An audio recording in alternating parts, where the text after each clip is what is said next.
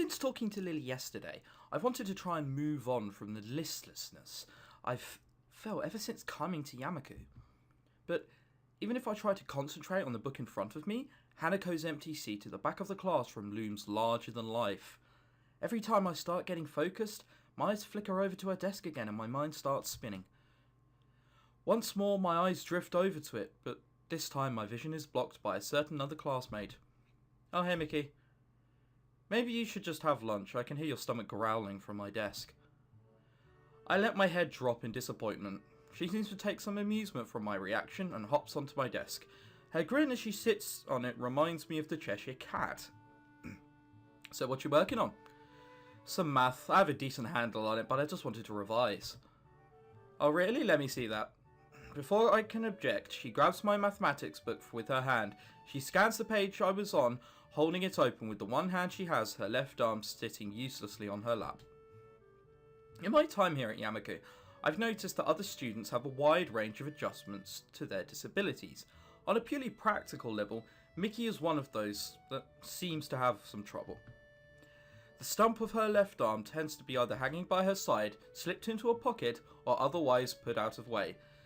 Sometimes she has a difficulty doing common tasks, which makes her visibly quite frustrated. I feel a little bad for thinking this way, but I'm thankful that Hanako and I don't have disabilities affecting our freedom of movement to that extent. Then again, if Mickey's problem worsens, at least she wouldn't have a real possibility of dying. My attention is refocused as she thumbs through a few pages, skimming their contents. With casual interest in the subject matter, it's clear by now that she won't be any help. I'm guessing you're not too interested in the stuff. Screw math, it's boring as hell.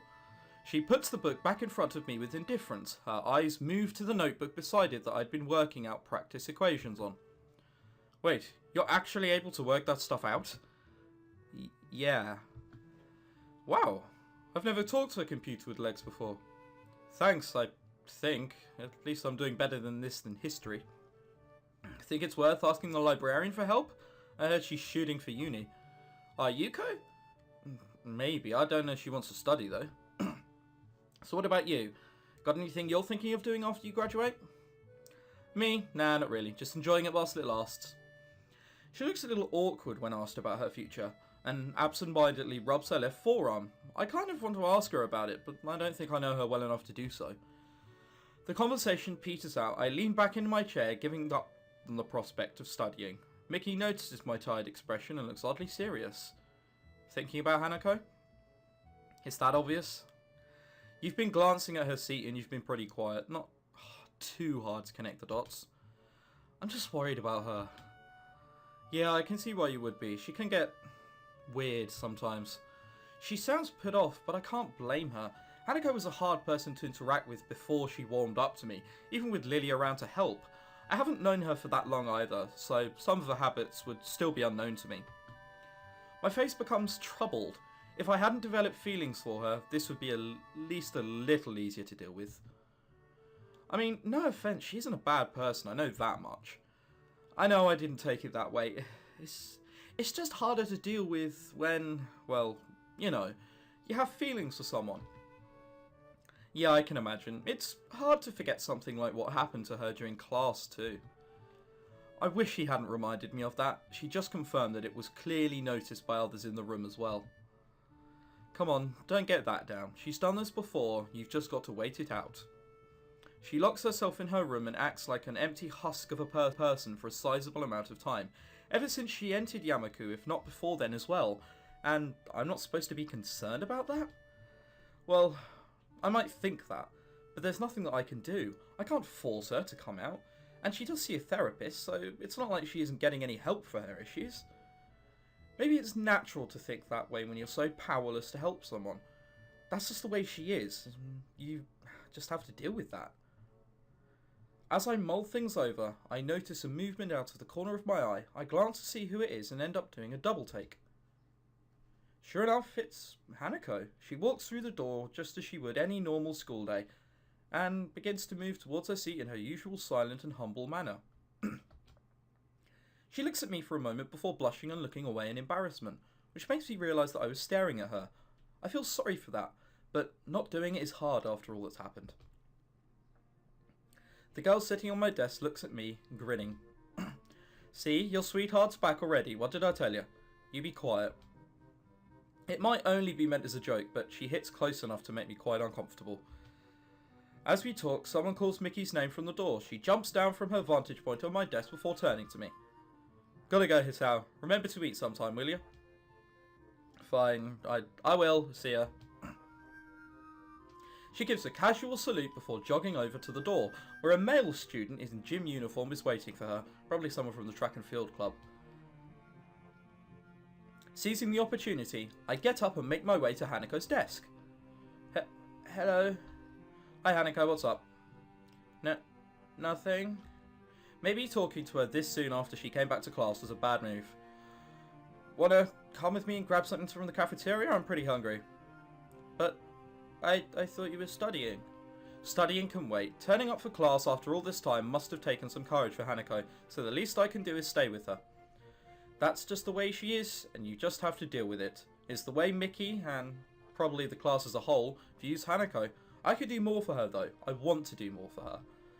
After being distracted by Mickey, I don't think I'm going to get any work done. Come on, let's go. She hesitates, but eventually gets up and joins me as we begin walking.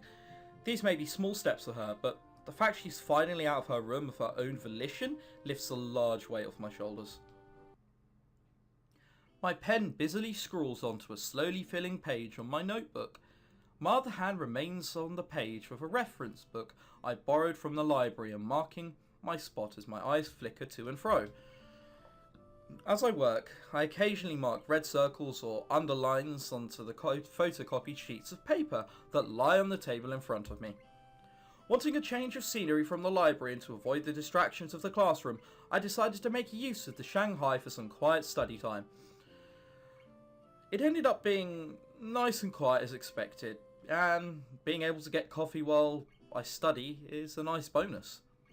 Hanako may have returned to her normal self since she came out of her room, but I've done quite the opposite. Daily routine may have returned to us, but I feel as if I'm a different person. Maybe I'm not. It's only been a few days after all. Since I decided I wanted to try and get out of the rut I'd found myself in after the accident, but I wanted to change, and now I'm actively working towards that goal. Or at least, I would like to think I am. This is impossible. Brute forcing. This isn't going to work. What's more, I have another piece of writing I have to do after this. I fear that's going to be no easier. I look up in mild surprise to the source of my tentative voice. Yuko stands at the head of the table with a damp towel in hand, clearly having taken the opportunity to clean the tables while no other patrons were around. She looks curious, her eyes as much on my work as on me. What's the matter? I was just wondering, what sort of work are you having so much trouble with? Oh, it's just history. I'm fine with science and math, so I'm trying to get my other subjects up to par. Yuko looks positively delighted at this development. I feel like I just chose the right answer to some big quiz show. Oh, I think I can help you with that. If you don't mind, of course. I briefly considered turning down the offer in order not to cause her too much trouble, but she looks excited about this for me to do it. It would be mean to shoot her down like that after such a reaction. If you're willing to help, I'd really appreciate it. She claps her hands together and quickly deposits her towel on the counter before returning and taking a seat across from me. I take my notebook off the top of the textbook and hand it over for her to peruse. So you're studying the Edo period? Yeah, I'm not really much good at this though. She takes the textbook and reads a few pages from a random selection near the middle for a bit, but the aura of enthusiasm she had been radiating previously is rapidly sapping away. I'm guessing this isn't the kind of history you were expecting? Unfortunately not. My main area is European history, especially in the classical era. Sorry. She looks a bit downcast, but as she carefully closes the book and lays it back down on the table, her face perks up again. Would you like another cup of coffee? Oh, yeah, sure. I reach forward and get my book back as Yuko gets up, takes my mug and slowly walks to the counter to make another brew. As usual, she's absolutely silent as she does this. Every ounce of her concentration is focused on not tripping over or dropping the plain white mug. I take the opportunity to lay back and relax for a bit, the hum of the coffee machine filling the otherwise quiet air. It's small details like that which make me realise how much I've come to appreciate the little things in life. The peace and quiet of the local town, the discipline and order of Yamaku, the green of the trees that were so rare in my home city, the relaxed pace at which ageing residents live their lives. Everything feels so certain. It's comforting. I can feel myself beginning to nod off when the sound of the mug coming to rest on the table grabs my attention. Seems like it arrived not a moment too soon. Yuko takes her previous seat once again as I pick myself up and bring a hand around the mug to check its temperature. It's just a little too hot to drink right away, so I blow on it a little. It's a shame you don't like history that much. I sort of guessed you'd be more into science. How so? Well, you've nearly read out the science fiction library of the library already. It wasn't that hard to notice. You do have a good point. Well, what can I say? You've pegged me just about right. You sound like you really take an interest in history though, especially considering how specific you were about it. Do you study in that area or something? Go on digs overseas? She giggles nervously at the thought. I'd like to visit the Mediterranean sometime, but see all the old architecture and art for myself, but I don't think I could trust myself to handle such delicate things. I'm saving up to formally study in university, although I also read up on it whenever I have free time outside of work. So Mickey was right about her university aspirations. Considering how she fares as a waitress, a more theoretical path may suit Yuko better. It's nice to hear that she has some ambitions though, considering how hard she works. I nod and take a careful sip of my coffee, but now it's cooled to the right temperature, so I begin to drink while keeping an eye on the book below, trying to read at the same time. A few minutes pass quietly, Yuko looking out of the window and watching the world go by while I have my coffee and study. A movement catches my eye, and I look up to see Yuko smiling and waving to someone outside. Following her gaze, surprisingly reveals that someone to be Hanako. She is looking at us from the side of the street, or across from where we are. Her usually all too visible timidity is largely absent, probably thanks to there being so few people around right now. Evidently she decides to join us, as after a little wave, she gives a quick glance up down the street and crosses towards the side that the cafe is on. The familiar doorbell to the Shanghai rings out as Hanako enters and makes her way to the table we're sitting at. Hello? Good afternoon. Hi Hanako, what's up? Nothing, just going for a walk since the weather was nice. Yeah, I get what you mean. I'm glad I decided to study here instead of the library. It's comfortable in here thanks to that. Better than sometimes quite stuffy library. I took to Yuko, who nods in response. Look to Yuko even. It's nice, it's just a shame the summer can't last forever. Oh, wait, sorry, would you like a drink? Hanako shakes her head. Thankfully, it's enough to calm Yuko back down. How are you going with studying? Okay, ish. Oh yeah, have you talked with Lily? I'm interested too. How is she doing? She's enjoying it, I think. I think that's all we're going to get out of her. Being around Yuko is tensing her up. It would be so nice to travel to Scotland. Green fields, castles, lovely small towns, men in kilts, interesting history. Glasgow, the capital of violence, mindless drinking, terrible weather. Apart from that, it's quite a catch. I can't say I see the appeal of men in kilts myself. It does seem like a picturesque place though. As we talk, the jingle of the doorbell rings again.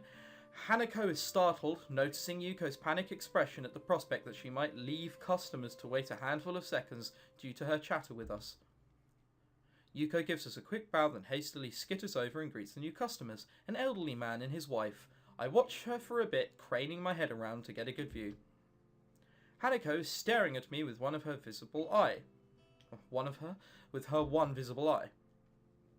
She averts her head in embarrassment as I try and turn to make eye contact. I was just thinking that it's nice to have ambitions for the future. Yuko was telling me a little about her university aspirations before. Oh. It's a shame. If she wasn't so neurotic and overworked, I think she could be a really happy person. As much as I'd like to play host to Hanako and entertain her a bit, I do need to study as well. To be honest, I don't think the distraction from Yuko helped either. Sorry if I'm a bit distracted, I need to try and get this done. Otherwise, I'm going to flunk the history exams pretty hard. I'm left running my hand through my hair in frustration. That letter needs doing as well, once I get back to my dormitory room. I hope I have more luck with that than this. Damn. What with?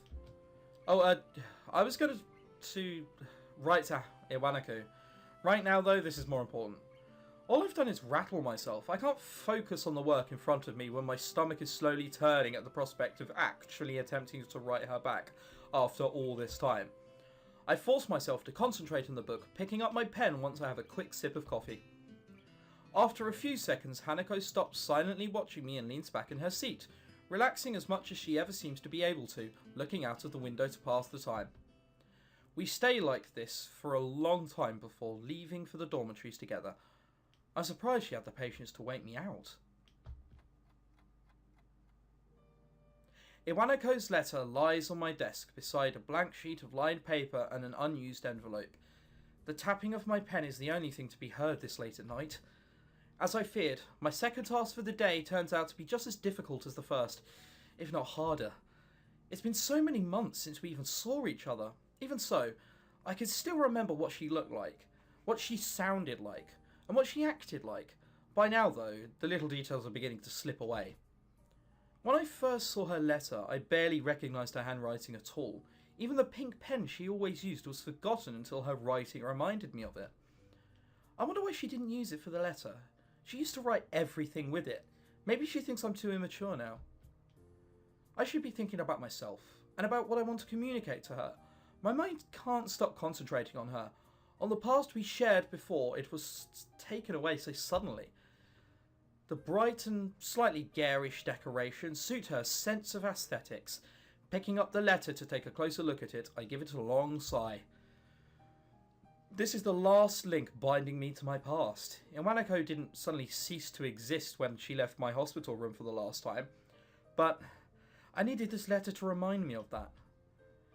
I had all those feelings neatly filed away. I felt as if I didn't need them, that I could just begin life completely anew.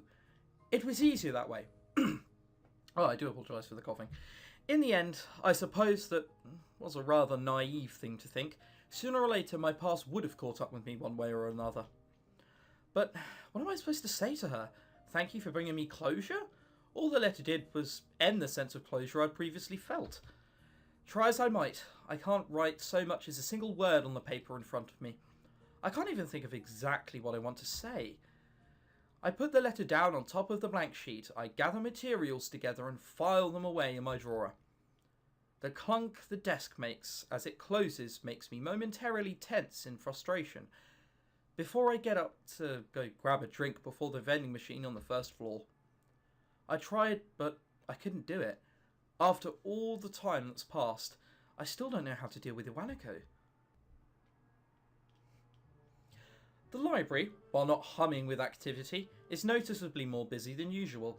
Exams are not that far away, and that's reflected in the number of students burying their noses in textbooks as the tables around us.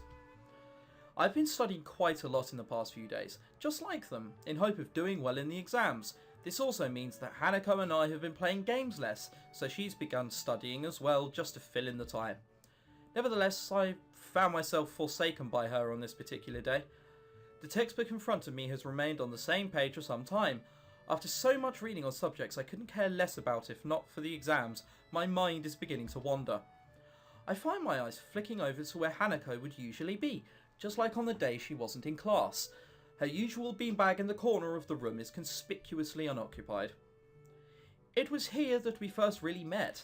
I tried to start a conversation with her, she got skittish and eventually bolted from the room altogether. I probably shouldn't smile about it, but it was kind of amusing in hindsight. Nowadays, it's more and more difficult to imagine her doing such a thing. Even with Lily gone, she's been doing well now that she's come out of her room. I want to talk with her, or at least play another game of chess.